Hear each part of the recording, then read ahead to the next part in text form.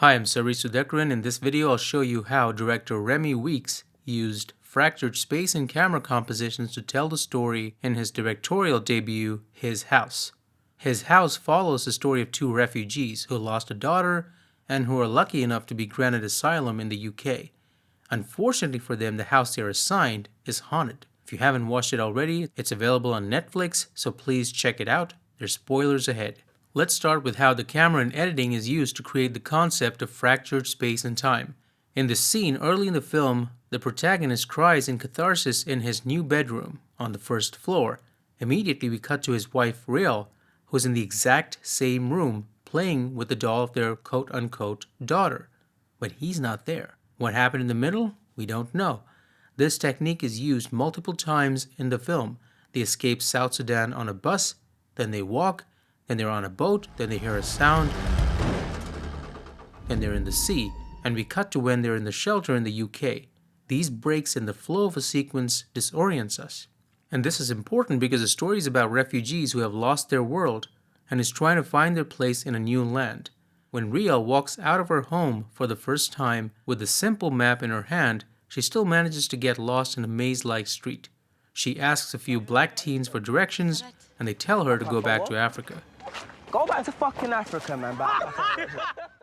We cut immediately to the clinic, and how Riel got there, your guess is as good as mine. The characters try so hard to fit in. They try to be nice, they try to use forks and knives, or at least Ball does, and he even cheers for a football team he knows nothing about, just to blend in. In many ways, His House is a social drama masquerading as a horror film. Here, he's at his wit's end, breaking the wall, and immediately we cut to him on the bus. The movie is littered with such jump cuts that fracture time and space. The editing keeps us on our toes, and there's a nice rhythm to it so it never feels contrived. The other way to play with space is with camera angles. Early in the film, both husband and wife are shown together in two shots most of the time. When they land in their new home, the camera slowly avoids showing them in a two-shot for as much as possible. They're mostly in singles for the remainder of the film.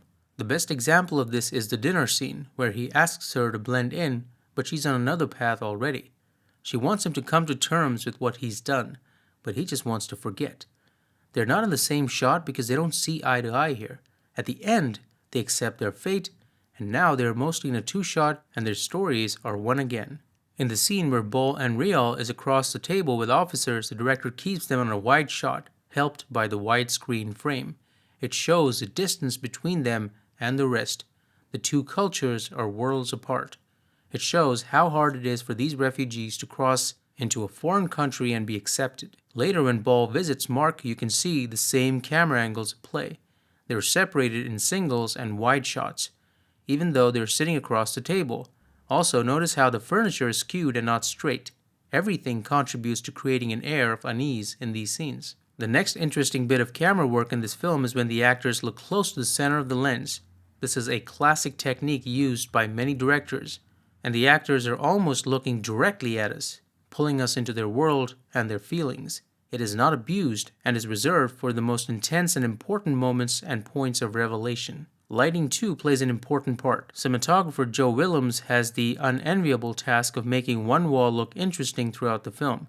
He uses different lighting effects, playing with sunset, street light, daylight, and so on, to create different effects and moods for this one living room, which is where we spend the most time in this film. It's amazing how we never get bored of the living room because there's always something refreshing in the lighting and camera placement. Here in one of the late scenes, the sun sets while Bol waits to go to sleep, and where he meets the witch for the first time. Before I forget, a lot of credit goes to the production design and costume department.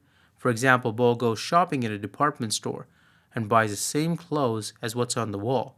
Then we cut to Riel wearing the same thing. The colors remain constant throughout. Earlier Riel's in green and he's in red, but once they reach the UK, he's mostly in green and she's in red or some shade of red. I've spoken about red and green in cinematography in another video, and I'll link to that below. The house they're in has only 3 important rooms: the living room, the kitchen, and the bedroom. We cut from one to the other in such a way it creates the illusion our protagonists can't find their place even in their own new home. They eat in the living room and eat in the kitchen. They can't sleep in the bedroom, they sleep in the living room. And they can't live in the living room because, ghosts. The house is just unrelenting, and so is the outside. We have the story of 2 black refugees fitting into a foreign land, and surrounded by white people. You think there's going to be a lot of racism in this movie, but no. There's white people everywhere, sometimes putting trash on their doorstep, sometimes being creeps, not being very friendly or inviting. But on the other hand, most of the white people in this film are decent. The aid workers and officers, the doctor, the people of the church and bar, and so on.